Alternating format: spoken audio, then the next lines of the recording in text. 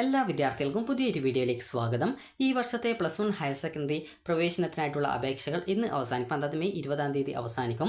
അപ്പോൾ വിദ്യാർത്ഥികൾക്ക് ഈ ഒരു വീഡിയോയിൽ എന്താണ് ട്രയൽ അലോട്ട്മെൻറ്റ്, അതുപോലെ എങ്ങനെയാണ് ട്രയൽ അലോട്ട്മെൻറ്റ് വന്നാൽ ചെക്ക് ചെയ്യുക, അതുപോലെ തന്നെ വിദ്യാർത്ഥികൾ ഏതൊക്കെ വിവരങ്ങളാണ് നിങ്ങൾക്ക് അപേക്ഷ എഡിറ്റ് ചെയ്യാൻ പറ്റുക, അതുപോലെ തന്നെ വിദ്യാർത്ഥികൾക്ക് എഡിറ്റ് ചെയ്യുമ്പോൾ ശ്രദ്ധിക്കേണ്ട കാര്യങ്ങൾ എന്തൊക്കെയാണ്, ഈ ഒരു കാര്യങ്ങളൊക്കെയാണ് ഈ ഒരു വീഡിയോയിൽ.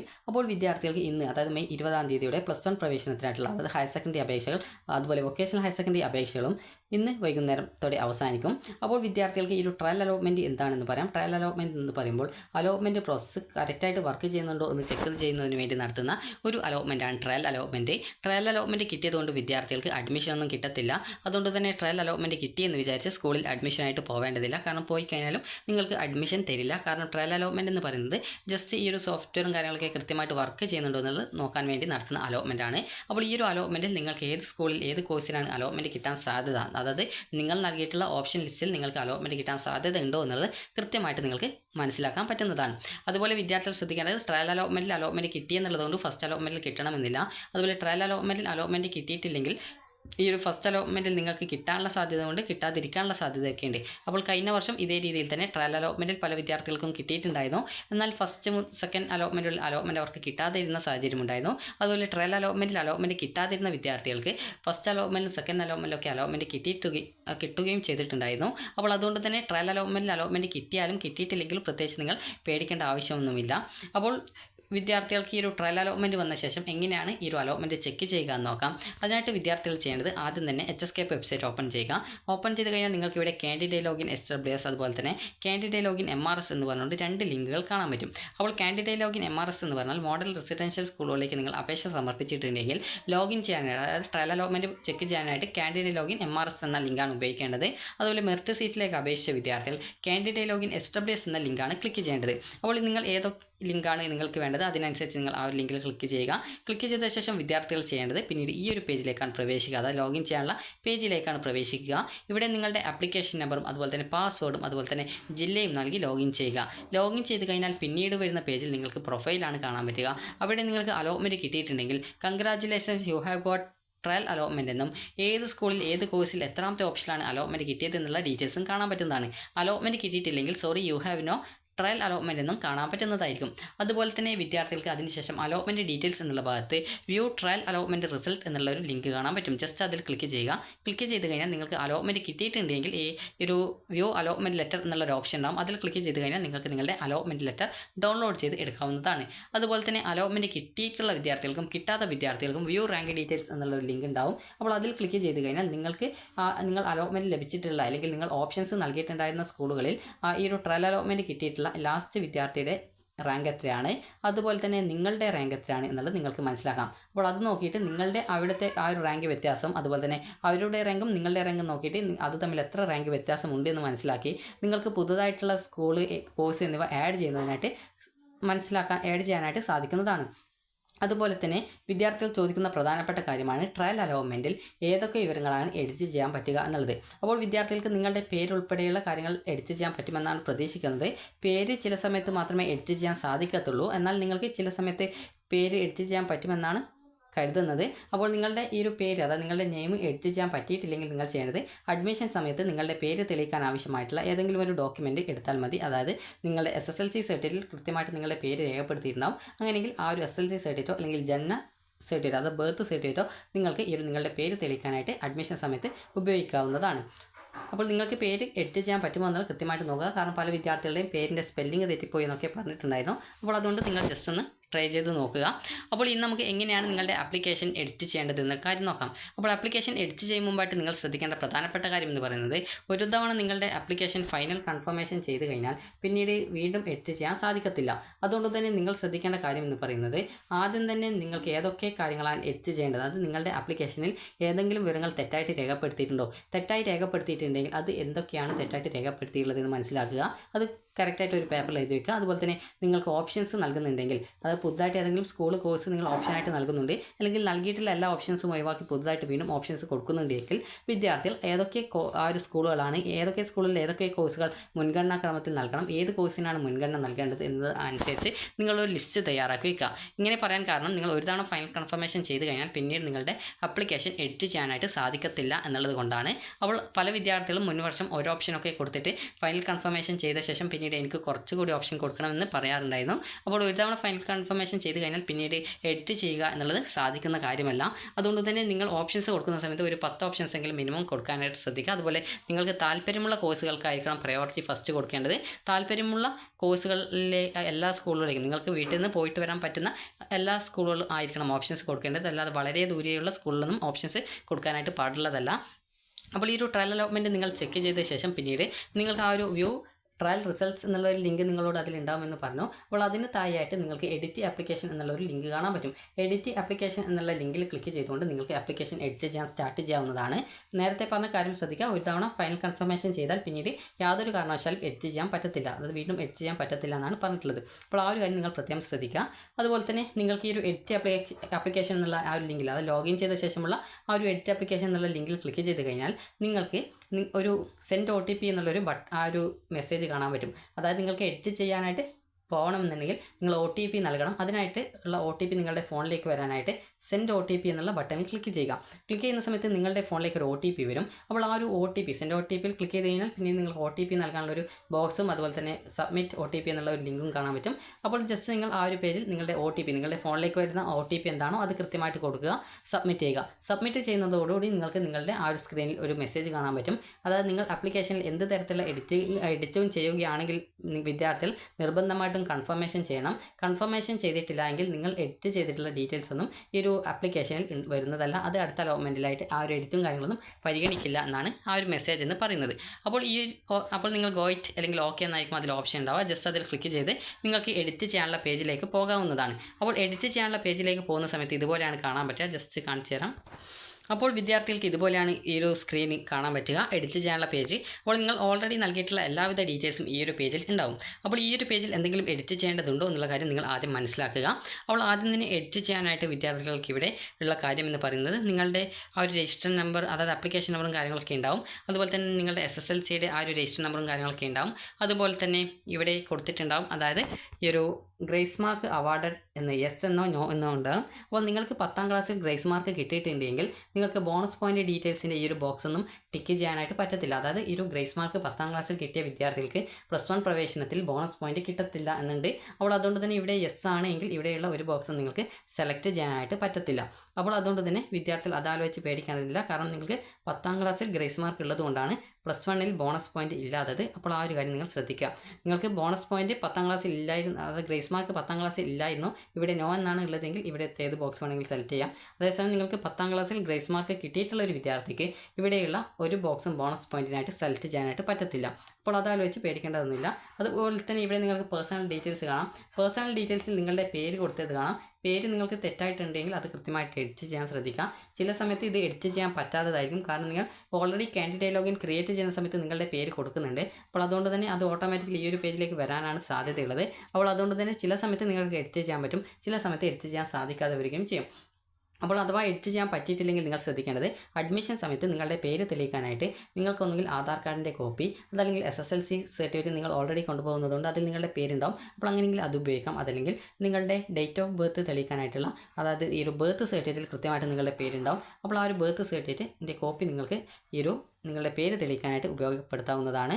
അപ്പോൾ അങ്ങനെയെങ്കിൽ അത് അഡ്മിഷനായിട്ട് പോകുമ്പോൾ എടുക്കാനായിട്ട് ശ്രദ്ധിക്കാം. അടുത്തതായിട്ട് നിങ്ങളുടെ ജെൻഡർ അത് കൃത്യമായിട്ടാണ് സെലക്ട് ചെയ്തതെന്ന് ഉറപ്പുവരുത്തുക. അതുപോലെ തന്നെ കാസ്റ്റ് കറക്റ്റ് ആണോ എന്ന് ശ്രദ്ധിക്കുക. അതുപോലെ തന്നെ ഇവിടെ കാറ്റഗറി എന്നുള്ള ഭാഗത്ത് ഇവിടെ ഒരു ബോക്സ് കാണാം, അതായത് ബിലോങ് ടു OEC എന്ന് പറഞ്ഞുകൊണ്ട് കൊടുത്തത് കാണാം. അപ്പോൾ ഇവിടെ നിങ്ങൾ ശ്രദ്ധിക്കേണ്ടത് നിങ്ങൾ OEC വിഭാഗത്തിന് ഉള്ള ആനുകൂല്യങ്ങൾക്ക് അർഹത ഉള്ളവർ മാത്രമേ ഇവിടെ ടിക്ക് ചെയ്യാവൂ, അല്ലാത്തവർ ടിക്ക് ചെയ്ത്. കാരണം ടിക്ക് ചെയ്ത് കഴിഞ്ഞാൽ പിന്നീട് അലോട്ട്മെൻറ്റ് കിട്ടുന്ന സമയത്ത് നിങ്ങൾ OEC വിഭാഗത്തിൽ ഉൾപ്പെട്ടവർ അല്ലെങ്കിൽ നിങ്ങൾക്ക് അതുമായി ബന്ധപ്പെട്ടുള്ള ആ ഒരു റിസർവേഷനിലാണ് അലോട്ട്മെൻറ്റ് കിട്ടിയതെങ്കിൽ അഡ്മിഷൻ കിട്ടാതെ വരും. അപ്പോൾ അതുകൊണ്ട് തന്നെ ആ ഒരു വിഭാഗത്തിൽ ഉൾപ്പെടുന്ന വിദ്യാർത്ഥികൾ മാത്രമേ അത് ടിക്ക് ചെയ്യാൻ പാടുള്ളൂ. ഇനി അടുത്തത് കാറ്റഗറി എന്ന് പറയുമ്പോൾ ഇവിടെ കാണാം ജനറൽ എന്ന് പറയുന്നത്. ഇതുപോലെ മറ്റ് വിവിധ വിഭാഗങ്ങളുണ്ട്. അപ്പോൾ നിങ്ങളുടെ കാറ്റഗറി ഏതാണ് എന്ന് മനസ്സിലാക്കി കൃത്യമായിട്ട് നൽകുക. അപ്പോൾ ഈയവ തീയ ബില്ലാവ ആണെങ്കിൽ അതിൽ ETB വിഭാഗമായിരിക്കും. അതുപോലെ തന്നെ മുസ്ലിം വിഭാഗത്തിൽ ഉൾപ്പെടുന്ന എല്ലാ വിദ്യാർത്ഥികളും, അതായത് ഇസ്ലാം വിഭാഗത്തിൽ ഉൾപ്പെടുന്ന എല്ലാ വിദ്യാർത്ഥികളെയും കാറ്റഗറി മുസ്ലിം ആയിരിക്കും. അപ്പോൾ നിങ്ങൾക്ക് ഏതൊക്കെയാണ് നിങ്ങളുടെ കാറ്റഗറി എന്ന് കൃത്യമായിട്ട് മനസ്സിലാക്കുന്നതിനായിട്ട് നിങ്ങൾ ചെയ്യേണ്ടത് ഈ ഒരു കാര്യമാണ്. HSCAP വെബ്സൈറ്റ് ഓപ്പൺ ചെയ്യുക. അപ്പോൾ നിങ്ങൾക്ക് ഇവിടെ പ്രോസ്പെക്ടസ് എന്ന് പറഞ്ഞുകൊണ്ട് കാണാൻ പറ്റും. വ്യൂ പ്രോസ്പെക്ടസ്, ജസ്റ്റ് അതിൽ ക്ലിക്ക് ചെയ്യുക. ക്ലിക്ക് ചെയ്യുന്ന സമയത്ത് ഇവിടെ നിങ്ങൾക്ക് കാണാം അപ്പൻഡിക്സ് 2 എന്ന് പറഞ്ഞുകൊണ്ട് കാണാം. അതായത് ഇവിടെ കാണാം അപ്പൻഡിക്സ് 2 എന്ന് പറഞ്ഞുകൊണ്ട് കാണാം. ജസ്റ്റ് അതിലൊന്ന് ക്ലിക്ക് ചെയ്യുക. ക്ലിക്ക് ചെയ്യുന്ന സമയത്ത് നിങ്ങളുടെ ഫോണിലേക്ക് ഒരു PDF ഡൗൺലോഡ് ആയിട്ട് കിട്ടുന്നതാണ്. അപ്പോൾ ആ ഒരു PDF നിങ്ങൾക്ക് കൃത്യമായിട്ട് അത് നോക്കിക്കഴിഞ്ഞാൽ നിങ്ങളുടെ കാറ്റഗറി ഏതാണെന്ന് കൃത്യമായിട്ട് മനസ്സിലാക്കാൻ പറ്റുന്നതാണ്. അപ്പോൾ ജസ്റ്റ് ആ ഒരു PDF ഡൗൺലോഡ് ആയ ശേഷം നിങ്ങൾക്ക് കാണിച്ചു തരാം. അപ്പോൾ ജസ്റ്റ് ഞാൻ ഇവിടെ അത് ഡൗൺലോഡ് ചെയ്തെടുക്കുന്നു. അപ്പോൾ ഡൗൺലോഡ് ചെയ്ത് ഓപ്പൺ ചെയ്യുകയാണ്. അപ്പോൾ ഇതിൽ നിങ്ങൾക്ക് നിങ്ങളുടെ കാറ്റഗറി ഏതാണെന്ന് കൃത്യമായിട്ട് കൊടുത്തിട്ടുണ്ടാകും. ഇവിടെ കോഡ് 1 എന്ന് പറയുന്നത് ജനറൽ ആണ്, അതുകൊണ്ടാണ് ഇതിൽ കൊടുക്കാത്തത്. അപ്പോൾ കോഡ് 2, കോഡ് 3, കോഡ് 4 ഈ ഒരു രീതിയിൽ കാണാം. അപ്പോൾ നിങ്ങൾക്ക് ഇവിടെ കാണാൻ പറ്റും, ഇവിടെ കട്ടിയിൽ കൊടുത്തത് കാണാൻ പറ്റും. അതായത് കട്ടിയിൽ ഇവിടെ കോഡ് 2 എന്ന് പറഞ്ഞിട്ട് ETB എന്നൊരു കട്ടിയിൽ കൊടുത്തത് കാണാം. കോഡ് 3 മുസ്ലിം കട്ടിയിൽ കൊടുത്തത് കാണാം. അതുപോലെ code 4 Latin Catholic SIUC Anglo Indian ഇതും കട്ടിയിലായിട്ട്, അതായത് ബോൾഡ് ലെറ്ററിൽ കൊടുത്തത് കാണാൻ പറ്റും. അപ്പോൾ അതിന് നേരായിട്ട് കട്ടി കുറച്ചിട്ട് കൊടുത്തത് കാണാൻ പറ്റും. അപ്പോൾ നിങ്ങൾ ശ്രദ്ധിക്കേണ്ടത് ഇവിടെ കട്ടിയിൽ കൊടുത്തിട്ടുള്ളതാണ് കാറ്റഗറി എന്ന് പറയുന്നത്. അതിൽ ഏറ്റവും കട്ടി കുറഞ്ഞ രീതിയിൽ കൊടുത്തിട്ടുള്ളതാണ് ആ ഒരു കാറ്റഗറിയിൽ ഉൾപ്പെടുന്ന വിഭാഗങ്ങൾ എന്ന് പറയുന്നത്. അപ്പോൾ നിങ്ങൾ ഇതിൽ ഏത് വിഭാഗത്തിലാണ് ഉൾപ്പെടുന്നത്, അതിൻ്റെ കാറ്റഗറി ഏതാണ് എന്നുള്ളത് കൃത്യമായിട്ട് മനസ്സിലാക്കുക. അതിനുശേഷം ആ ഒരു കാറ്റഗറി തന്നെയല്ലേ നിങ്ങൾ ഈ ഒരു അപേക്ഷയിൽ കൊടുത്തിട്ടുള്ള കാറ്റഗറി എന്ന് മനസ്സിലാക്കുക. അപ്പോൾ ഇവിടെ ETB എന്നത് ഉദാഹരണമായിട്ട് പറയാൻ കാരണം ഇവിടെ ഈയവ ബില്ല അതുപോലെ തന്നെ തീയ അതുപോലെ തന്നെ ഉള്ള വിവിധ വിഭാഗങ്ങൾ അതിൽ ETB കാറ്റഗറിയിലാണ് വരുന്നത്. അപ്പോൾ അതുകൊണ്ട് തന്നെ നിങ്ങളുടെ കാറ്റഗറി ഈ ഒരു രീതിയിൽ കൃത്യമായിട്ട് നിങ്ങൾ മനസ്സിലാക്കുക. ഇത് തെറ്റിയിട്ടില്ല എന്നുള്ള ഉറപ്പുവരുത്തുക. കാരണം ഇത് തെറ്റാതിരിക്കാൻ വേണ്ടിയിട്ടാണ് ഇത് കാണിച്ചു തന്നിട്ടുള്ളത്. അപ്പോൾ ഇത് തെറ്റിക്കഴിഞ്ഞാലുള്ള പ്രധാന പ്രോബ്ലം, നിങ്ങൾക്ക് ഈ ഒരു വിഭാഗത്തിലുള്ള സീറ്റാണ് കിട്ടിയത്, എന്നാൽ നിങ്ങൾ ഓപ്ഷൻ നൽകിയപ്പോൾ അത് നിങ്ങൾ കാറ്റഗറി നൽകുമ്പോൾ തെറ്റിപ്പോയിരുന്നുവെങ്കിൽ നിങ്ങൾക്ക് അലോട്ട്മെൻറ്റ് കിട്ടി, നിങ്ങൾ സ്കൂളിൽ പോയി കഴിഞ്ഞാൽ ഫസ്റ്റ് അലോട്ട്മെൻറ്റ് കിട്ടി സ്കൂളിൽ പോയി കഴിഞ്ഞാൽ നിങ്ങൾക്ക് അഡ്മിഷൻ തരത്തില്ല. അപ്പോൾ അതുകൊണ്ട് തന്നെ ഈ ഒരു തെറ്റുകളൊന്നും ആപ്ലിക്കേഷനിൽ വരുത്തരുത്. അതുകൊണ്ട് തന്നെ കാറ്റഗറി തെറ്റിയിട്ടില്ല എന്നുള്ളത് ഉറപ്പുവരുത്തുക. അപ്പോൾ അതിനുശേഷം പിന്നീട് വിദ്യാർത്ഥികൾ ചെയ്യേണ്ടത് ബാക്കിയുള്ള ഡീറ്റെയിൽസ് നിങ്ങളുടെ പാരൻസിൻ്റെ ഡീറ്റെയിൽസ് ആണ്. അതുപോലെ ആധാർ നമ്പർ ഉണ്ടെങ്കിൽ അത് ഡീറ്റെയിൽസ് കൊടുക്കുക. ഉണ്ടെങ്കിൽ യെസ് എന്ന് സെലക്ട് ചെയ്ത് കൊടുത്തു കഴിഞ്ഞാൽ ആധാർ നമ്പർ ടൈപ്പ് ചെയ്ത് കൊടുക്കാനുള്ള ബോക്സ് വരുന്നതായിരിക്കും. ഇനി അടുത്തതായിട്ടുള്ളത് ഇവിടെ എക്സ്ട്രാ കരിക്കുലർ ആക്ടിവിറ്റീസ്, അതുപോലെ തന്നെ കോ കരിക്കുലർ ആക്ടിവിറ്റീസ്, അതായത് സ്പോർട്സിൻ്റെ പങ്കെടുത്തിട്ടുണ്ടോ, അതുപോലെ വിവിധ NMMS, അതുപോലെ NTSC, USS LSS പരീക്ഷ എഴുതിയിട്ടുണ്ടോ, അതുപോലെ തന്നെ വിദ്യാർത്ഥികൾക്ക് വല്ല ക്ലബ് സർട്ടിഫിക്കറ്റുകൾക്കും മറ്റും കാര്യങ്ങൾക്കും നിങ്ങൾ ഉണ്ടെങ്കിൽ അതുമായി ബന്ധപ്പെട്ടുള്ള സർട്ടിഫിക്കറ്റ്സും കാര്യങ്ങളും ഉണ്ടെങ്കിൽ മാത്രമേ വിദ്യാർത്ഥികൾ അത് ടിക്ക് ചെയ്യാവൂ. സർട്ടിഫിക്കറ്റ്സും കാര്യങ്ങളൊന്നും ഇല്ലെങ്കിൽ അതൊന്നും സെലക്ട് ചെയ്യാൻ പാടില്ല. അതുപോലെ തന്നെ വിദ്യാർത്ഥികൾക്ക് ഇവിടെ കാണാൻ പറ്റും, ഇവിടെ whether belong to link minority എന്ന് പറഞ്ഞുകൊണ്ട് കാണാം. അപ്പോൾ ഇവിടെ നിങ്ങൾ ഈ ഒരു ഏതെങ്കിലും ലാംഗ്വേജ് മൈനോറിറ്റി വിഭാഗത്തിൽ ഉൾപ്പെട്ടവർ ആണെങ്കിൽ മാത്രം ഇവിടെ ടിക്ക് ചെയ്യുക, അതല്ലെങ്കിൽ ടിക്ക് ചെയ്യാൻ പാടുള്ളതല്ല. അതുപോലെ മൈനോറിറ്റി ലാംഗ്വേജ് എന്നുള്ള ഭാഗത്ത് നിങ്ങൾ ലാംഗ്വേജ് മൈനോറിറ്റിയിൽ ഉൾപ്പെടുന്നവരാണെങ്കിൽ ഈ ഒരു ബോക്സ് ടിക്ക് ചെയ്തിട്ടുണ്ടെങ്കിൽ ഏത് ലാംഗ്വേജ് മൈനോറിറ്റി ആണെന്ന് കൃത്യമായിട്ട് സെലക്ട് ചെയ്യുക. അപ്പോൾ തമിഴൊക്കെ ലാംഗ്വേജ് മൈനോറിറ്റി ആയിരിക്കും, അങ്ങനെയെങ്കിൽ അതൊക്കെ നിങ്ങൾക്ക് സെലക്ട് ചെയ്യാവുന്നതാണ്. അത് നിങ്ങൾ ആ ഒരു മൈനോറിറ്റി വിഭാഗത്തിൽ ഉൾപ്പെട്ടവർ ആണെങ്കിൽ മാത്രമേ അത് സെലക്ട് ചെയ്യാവൂ, ഇല്ലെങ്കിൽ സെലക്ട് ചെയ്യാൻ പാടില്ല. അതുപോലെ ബാക്കിയുള്ളത് ഇവിടെ ഡിഫറൻഷ്യലി ഏബിൾഡ് ആണോ, അതുപോലെ ഏബിൾഡ് ടൈപ്പ് എന്താണ്, എത്ര പെർസെൻറ്റേജ് ആണ് അതായത് അംഗവൈകല്യമുള്ളത് എന്നുള്ള ഡീറ്റെയിൽസ് ആണ്.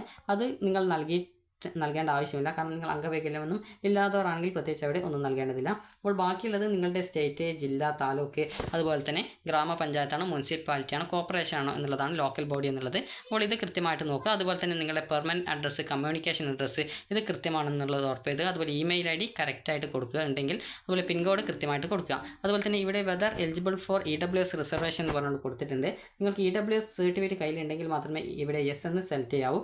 EWS സർട്ടിഫിക്കറ്റ് കിട്ടാത്ത വിദ്യാർത്ഥികൾ ഇവിടെ പ്രത്യേകിച്ച് യെസ് എന്ന് കൊടുക്കരുത്, നോ എന്നാണ് സെലക്ട് ചെയ്യാവൂ. കാരണം ഇവിടെ നിങ്ങൾക്ക് വിവിധ EWS റിസർവേഷൻ സീറ്റുകളും കാര്യങ്ങളൊക്കെ ഉള്ളതുകൊണ്ട് EWS സർട്ടിഫിക്കറ്റ് കിട്ടാതെ നിങ്ങൾ അവിടെ യെസ് എന്ന് സെലക്ട് ചെയ്ത് കഴിഞ്ഞാൽ നിങ്ങൾക്ക് അഡ്മിഷന് ബുദ്ധിമുട്ടുണ്ടാകും. അതുകൊണ്ട് തന്നെ EWS സർട്ടിഫിക്കറ്റ് ഇല്ലാത്ത വിദ്യാർത്ഥികൾ നോ എന്ന് സെലക്ട് ചെയ്യുക. അത് ഓട്ടോമാറ്റിക്കലി നോ എന്നായിരിക്കും. അത് കൃത്യമായിട്ട് നോ എന്നാണെന്ന് ഉറപ്പുവരുത്തുക. EWS സർട്ടിഫിക്കറ്റ് ഉണ്ടെങ്കിൽ മാത്രമേ യെസ് എന്ന് സെലക്ട് ചെയ്യാവൂ. അതിനുശേഷം സബ്മിറ്റ് ഡീറ്റെയിൽസ് കൊടുക്കുക. അതിനുശേഷം വിദ്യാർത്ഥികളുടെ സ്കീമും ഡീറ്റെയിൽസും കാണാൻ പറ്റും, അതായത് SSLCയുടെ മാർക്ക് ഡീറ്റെയിൽസ് കാണാൻ പറ്റും. ഇതൊക്കെ കൃത്യമായിട്ട് കറക്റ്റ് അല്ലേ എന്നുള്ളത് ഉറപ്പുവരുത്തുക. അപ്പോൾ വിദ്യാർത്ഥികൾക്ക് ഇവിടെ കാണാൻ പറ്റുന്നതാണ് നിങ്ങളുടെ മാർക്ക് ഡീറ്റെയിൽസ്. ഇതൊക്കെ കറക്റ്റാണോ എന്നുള്ളത് ഉറപ്പുവരുത്തുക. അപ്പോൾ ഈ ഒരു മാർക്ക് ഡീറ്റെയിൽസ് ഒക്കെ കറക്റ്റാണെന്ന് ഉറപ്പുവരുത്തി സബ്മിറ്റ് ചെയ്ത് ഇതുപോലെ നിങ്ങൾക്ക് ഓപ്ഷൻസ് നൽകാനുള്ള ആ ഒരു ഭാഗമാണ് ഉണ്ടാവുക. അപ്പോൾ ഓപ്ഷൻസ് നൽകാനുള്ള ഭാഗത്ത് നിങ്ങൾക്ക് കൃത്യമായിട്ട് നിങ്ങൾ നേരത്തെ നൽകിയിട്ടുണ്ടായിരുന്ന സ്കൂള്, കോഴ്സ്, കോമ്പിനേഷൻ കാര്യങ്ങളൊക്കെ കാണാൻ പറ്റും. അപ്പോൾ നിങ്ങൾക്ക് അതിൽ ഏതെങ്കിലും ഓപ്ഷൻസിൻ്റെ സ്ഥാനം ചേഞ്ച് ചെയ്യണമെങ്കിലോ ഏതെങ്കിലും ഓപ്ഷൻസ് ഡിലീറ്റ് ചെയ്യണമെങ്കിലോ ആ ഒരു ഓപ്ഷന് നേരെയുള്ള പെൻസിൽ ഐക്കൺ ഉണ്ടാവും എഡിറ്റ് ചെയ്യാനുള്ളത്. അതുപോലെ തന്നെ ഡിലീറ്റ് ചെയ്യാനായിട്ട് ഒരു ബിന്നിൻ്റെ ഓപ്ഷൻ ഉണ്ടാവും. അപ്പോൾ നിങ്ങൾ ബിന്നിൻ്റെ ഇതിൽ ക്ലിക്ക് ചെയ്യുമ്പോൾ അത് റിമൂവ് ആവും. അതുപോലെ പെൻസിൽ ഐക്കൺ ക്ലിക്ക് ചെയ്ത് കഴിഞ്ഞാൽ അത് നിങ്ങൾക്ക് എഡിറ്റ് ചെയ്യാൻ സാധിക്കുന്നതാണ്. അപ്പോൾ നിങ്ങൾക്ക് ഏതെങ്കിലും ഓപ്ഷൻസ് പുതുതായിട്ട് ആഡ് ചെയ്ത് കൊടുക്കണം എന്നുണ്ടെങ്കിൽ ഇവിടെ നിങ്ങൾ ആ ഒരു ഓപ്ഷൻ്റെ സ്ഥാനം എത്രാമത്തെ സ്ഥാനത്താണ് ഓപ്ഷൻ വരേണ്ടതെന്ന് സെലക്ട് ചെയ്ത് കൊടുക്കുക. ഒന്നാമതായിട്ടാണെങ്കിൽ ഒന്നാമത്തെ സെലക്ട് ചെയ്ത് കൊടുക്കുക. അതിനുശേഷം നിങ്ങൾക്ക് ഇവിടെ ആ ഒരു സ്കൂളിൻ്റെ കോഡ് എന്താണ്, നിങ്ങൾക്ക് അഡ്മിഷൻ നേടാൻ ഉദ്ദേശിക്കുന്ന ഓപ്ഷനായിട്ട് കൊടുക്കേണ്ട സ്കൂളിൻ്റെ കോഡ് എന്താണെന്ന് കൃത്യമായിട്ട് ഇവിടെ ടൈപ്പ് ചെയ്ത് കൊടുക്കുക. ടൈപ്പ് ചെയ്ത് കൊടുത്തു കഴിഞ്ഞാൽ ഇവിടെ ആ ഒരു സ്കൂളിലുള്ള കോഴ്സിൻ്റെ ഡീറ്റെയിൽസ് ഇവിടെ നിങ്ങൾക്ക് ഡ്രോപ്പ് ഡൗൺ ആയിട്ട് അവിടെ സെലക്ട് ചെയ്യാനായിട്ട് വരും. അപ്പോൾ ജസ്റ്റ് അവിടെ ക്ലിക്ക് ചെയ്യുക. ക്ലിക്ക് ചെയ്ത് നിങ്ങൾക്ക് ഏത് കോഴ്സാണോ ആ ഒരു ഓപ്ഷനായിട്ട് കൊടുക്കേണ്ടത്, ബയോളജി സയൻസ് ആണെങ്കിൽ ബയോളജി സയൻസ് കൊടുക്കുക. അതുപോലെ കമ്പ്യൂട്ടർ സയൻസ് ഉണ്ട്. അപ്പോൾ ഈ രീതിയിൽ കോഴ്സ് നൽകുന്ന സമയത്ത് അതിൻ്റെ കോമ്പിനേഷൻ ഒന്നും മാറിപ്പോകാതെ ശ്രദ്ധിക്കുക. അപ്പോൾ കൃത്യമായിട്ട് സെലക്ട് ചെയ്ത് കൊടുക്കുക, സേവ് ചെയ്യുക. ഈ ഒരു രീതിയിൽ നിങ്ങൾക്ക് വേണ്ട, അതായത് ഓൾറെഡി നിങ്ങൾ നൽകിയിട്ടുള്ള ഓപ്ഷൻസ് നൽകിയിട്ടുണ്ടെങ്കിലും അതിനോടൊപ്പം പുതിയ കോഴ്സുകൾ ആഡ് ചെയ്യണമെങ്കിലോ അല്ലെങ്കിൽ നൽകിയ ഓപ്ഷൻസ് പൂർണ്ണമായി ഒഴിവാക്കി നിങ്ങൾക്ക് വീണ്ടും പുതുതായിട്ട് ഓപ്ഷൻസ് കൊടുക്കണമെങ്കിലോ ഈ ഒരു രീതിയിൽ നിങ്ങൾക്ക് വേണ്ട സ്കൂൾ കൊടുക്കുക, അതുപോലെ ഓപ്ഷൻ്റെ സ്ഥാനം കൊടുക്കുക, അതുപോലെ തന്നെ കോഴ്സ് കൊടുക്കുക, അതിനുശേഷം സേവ് ചെയ്യുക. ഈ ഒരു രീതിയിൽ വിദ്യാർത്ഥികൾക്ക് നിങ്ങളുടെ ഓപ്ഷൻസിൻ്റെ ലിസ്റ്റ് നിങ്ങൾക്ക് അപ്ഡേറ്റ് ചെയ്ത് കൊടുക്കാവുന്നതാണ്. അപ്പോൾ ഈ ഒരു രീതിയിൽ വിദ്യാർത്ഥികൾക്ക് നിങ്ങളുടെ ഓപ്ഷൻസ് കൊടുക്കാവുന്നതാണ്. അപ്പോൾ ഈ ഒരു രീതിയിൽ നിങ്ങൾ ഓപ്ഷൻസ് കൊടുത്ത ശേഷം നിങ്ങൾക്ക് അതും കറക്റ്റായിട്ട് എല്ലാം ഓക്കെ ആണെന്ന് ഉറപ്പുവരുത്തി വേണ്ട സ്കൂളും കോഴ്സൊക്കെ നൽകിയ ശേഷം സബ്മിറ്റിൽ ക്ലിക്ക് ചെയ്യുക. സബ്മിറ്റ് ചെയ്ത് കഴിഞ്ഞാൽ പിന്നീട് ഇതുപോലത്തെ പേജാണ് കാണാൻ പറ്റുക. അതായത് നിങ്ങളുടെ ക്വാളിഫയിങ് എക്സാം രജിസ്റ്റർ നമ്പർ, അതുപോലെ റോൾ നമ്പർ, ഇതുപോലുള്ള ഡീറ്റെയിൽസ് കൊടുക്കാനുള്ള ഭാഗമാണ്. അപ്പോൾ ഇവിടെ നിങ്ങൾ ഓൾറെഡി നിങ്ങളുടെ ഡീറ്റെയിൽസ് കൊടുത്തിട്ടുണ്ടാവും. അതുപോലെ ഇവിടെ ഏതെങ്കിലും പുതുതായിട്ട് ഏതെങ്കിലും സർട്ടിഫിക്കറ്റ്സിൻ്റെ ഡീറ്റെയിൽസ് ആഡ് ചെയ്യണമെങ്കിൽ അങ്ങനെ നിങ്ങൾക്ക് ആഡ് ചെയ്ത് കൊടുക്കാവുന്നതാണ്. അല്ലാതെ വേറെ ഒരു ഡീറ്റെയിൽസും ഇവിടെ നൽകേണ്ടതായിട്ട് വരുന്നത് ല്ല. അതുപോലെ തന്നെ നിങ്ങൾക്ക് റിസർവേഷൻസുമായി ബന്ധപ്പെട്ട എന്തെങ്കിലും ഡോക്യുമെൻറ്റ്സ് ഉണ്ടെങ്കിൽ മാത്രമേ ഇവിടെ നൽകേണ്ടതായിട്ട് വരുള്ളൂ. വേറെ ഒന്നും പ്രത്യേകിച്ച് ഇവിടെ നൽകാനായിട്ടില്ല. അതുപോലെ തന്നെ ഇവിടെ ക്ലബ് സർട്ടിഫിക്കറ്റ്സിൻ്റെയും കാര്യങ്ങളൊക്കെ നിങ്ങൾ സെലക്ട് ചെയ്തിട്ടുണ്ടെങ്കിൽ ക്ലബ് സർട്ടിഫിക്കറ്റിൻ്റെ അതോറിറ്റി എന്ന് പറയുമ്പോൾ നിങ്ങളുടെ സ്കൂളാണ്. അപ്പോൾ ആ ഒരു സ്കൂളിൻ്റെ പേര് കൊടുത്താൽ മതിയാകും. അതുപോലെ തന്നെ അതിലുള്ള ഡേറ്റും കാര്യങ്ങളൊക്കെ കൃത്യമായിട്ട് കൊടുക്കാവുന്നതാണ്. അതുപോലെ സർട്ടിഫിക്കറ്റ് അപ്ലോഡ് ചെയ്തിട്ടുണ്ടെങ്കിൽ കൃത്യമായിട്ട് അപ്ലോഡഡ് എന്ന് പറഞ്ഞുകൊണ്ട് കാണാൻ പറ്റും. അതിനുശേഷം വിദ്യാർത്ഥികൾ ചെയ്യേണ്ടത് നിങ്ങൾക്ക് ഒരു പ്രിവ്യൂ പേജ് കാണാൻ പറ്റും. അത് സബ്മിറ്റ് ഓൾ എന്നുള്ള ഒരു ഓപ്ഷൻ ബട്ടൺ ഉണ്ട്. അപ്പോൾ അതിൽ ക്ലിക്ക് ചെയ്ത് കഴിഞ്ഞാൽ നിങ്ങളുടെ പ്രിവ്യൂ പേജ് കാണാൻ പറ്റും.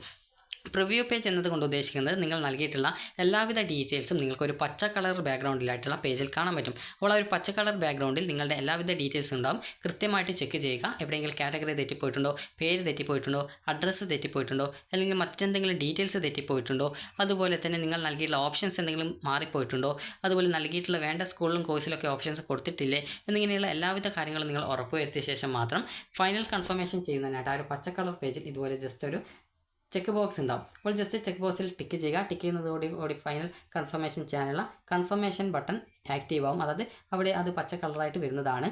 അപ്പോൾ ഈ ഒരു ചെക്ക് ബോക്സിൽ ടിക്ക് ചെയ്താൽ മാത്രമാണ് അത് ആ ഒരു ആക്റ്റീവായിട്ട് വരുള്ളൂ. അപ്പോൾ അതിനുശേഷം വിദ്യാർത്ഥികൾക്ക് നിങ്ങളുടെ ആപ്ലിക്കേഷനിൽ യാതൊരു വിധത്തിലുള്ള മാറ്റങ്ങളൊന്നുമില്ല, എല്ലാ ഡീറ്റെയിൽസും കറക്റ്റാണ് എന്ന് ഉറപ്പ് വരുത്തിയ ശേഷം മാത്രം നിങ്ങൾ ഒരു 2 തവണ ചെക്ക് ചെയ്ത ശേഷം മാത്രം ഫൈനൽ കൺഫർമേഷൻ ചെയ്യുക. എന്തെങ്കിലും എഡിറ്റ് ചെയ്യണമെങ്കിൽ നിങ്ങൾക്ക് ആ ഒരു പച്ച കളർ പേജിൽ തന്നെ ഓരോ ഭാഗത്തിൻ്റെ നേരെയായിട്ടും എഡിറ്റ് ബട്ടൺ കാണാൻ പറ്റും. അതിൽ ക്ലിക്ക് ചെയ്ത് നിങ്ങൾക്ക് എഡിറ്റ് ചെയ്യാം. ഓപ്ഷൻസ് ആഡ് ചെയ്യണമെങ്കിൽ എഡിറ്റ് ബട്ടൺ ക്ലിക്ക് ചെയ്ത് നിങ്ങൾക്ക് പുതുതായിട്ട് വീണ്ടും ഏതെങ്കിലും ഓപ്ഷൻസ് അഡീഷണൽ ആയിട്ട് അത് കൂടുതൽ ഓപ്ഷൻസ് വേണമെങ്കിൽ ആഡ് ചെയ്ത് കൊടുക്കാം. അപ്പോൾ ഈ രീതിയിൽ നിങ്ങൾ എന്തെങ്കിലും എഡിറ്റ് ചെയ്യണമെങ്കിൽ അങ്ങനെ എഡിറ്റ് ചെയ്ത് സബ്മിറ്റ് ക്ലിക്ക് ചെയ്ത് ഈ ഒരു പേജിൽ അവസാനം എത്തും.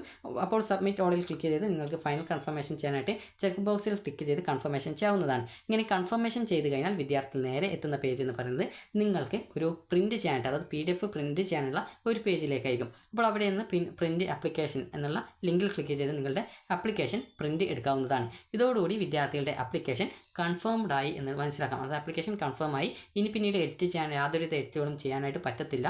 ഇനി പിന്നീടുള്ള ഫസ്റ്റ് അലോട്ട്മെൻറ്റ്, സെക്കൻഡ് അലോട്ട്മെൻറ്റ്, ഈ ഒരു അലോട്ട്മെൻറ്റുകൾ വരുന്നത് വെയിറ്റ് ചെയ്തിരിക്കുക. ഫസ്റ്റ് അലോട്ട്മെൻറ്റ് വരുന്ന ശേഷം നിങ്ങൾക്ക് പിന്നീട് അലോട്ട്മെൻറ്റ് കിട്ടുകയാണെങ്കിൽ സ്കൂളിൽ പോയിട്ട് ടെമ്പററിയോ പെർമനൻ്റ് ആയിട്ടോ അഡ്മിഷനൊക്കെ നേടാനായിട്ട് സാധിക്കുന്നതായിരിക്കും. അതുപോലെ തന്നെ ഒരു തവണ ആപ്ലിക്കേഷൻ കൺഫേം ചെയ്ത് കഴിഞ്ഞാൽ പിന്നീട് എഡിറ്റ് ചെയ്യാൻ പറ്റത്തില്ല. ഇനി വിദ്യാർത്ഥികൾക്ക് നിങ്ങളുടെ ആപ്ലിക്കേഷൻ എഡിറ്റ് ചെയ്ത ശേഷം കൺഫേംഡ് ആണോ എന്നുള്ളത് എങ്ങനെ പരിശോധിക്കാം എന്ന് നോക്കാം. കൺഫേംഡ് ആണോ എന്ന് പരിശോധിക്കാനായിട്ട് നിങ്ങൾ ആ ഒരു പ്രൊഫൈൽ പേജിൽ പോവുക. അപ്പോൾ അവിടെ എഡിറ്റ് ആപ്ലിക്കേഷൻ ലിങ്ക് കാണാൻ പറ്റും. ജസ്റ്റ് അതിൽ ക്ലിക്ക് ചെയ്യുക. ക്ലിക്ക് ചെയ്യുന്ന സമയത്ത് നിങ്ങൾക്ക് പ്രിൻറ്റ് ആപ്ലിക്കേഷൻ എന്നുള്ള ലിങ്കുള്ള പേജിലേക്കാണ് പോവുക. അപ്പോൾ അങ്ങനെയെങ്കിൽ നിങ്ങളുടെ ആപ്ലിക്കേഷൻ കൺഫേംഡ് ആയി എന്ന് മനസ്സിലാക്കാം. അപ്പോൾ വിദ്യാർത്ഥികൾക്ക് ഈ ഒരു വീഡിയോ ഉപകാരപ്രദമായിട്ടുണ്ടെന്ന് കരുതുന്നു. ഉപകാരപ്രദമായിട്ടുണ്ടെങ്കിൽ ലൈക്ക് ചെയ്യുക, ഷെയർ ചെയ്യുക. അതുപോലെ തന്നെ ഈ ഒരു എഡിറ്റ് ചെയ്യണം എന്നുള്ളതിന് യാതൊരുവിധ നിർബന്ധവുമില്ല, നിങ്ങൾക്ക് വേണമെങ്കിൽ മാത്രം ചെയ്താൽ മതി. അപ്പോൾ വിദ്യാർത്ഥികൾക്ക് ഈ ഒരു വീഡിയോ ഉപകാരപ്രദമായിട്ടുണ്ടെങ്കിൽ ലൈക്ക് ചെയ്യുക, ഷെയർ ചെയ്യുക. Thank you for watching.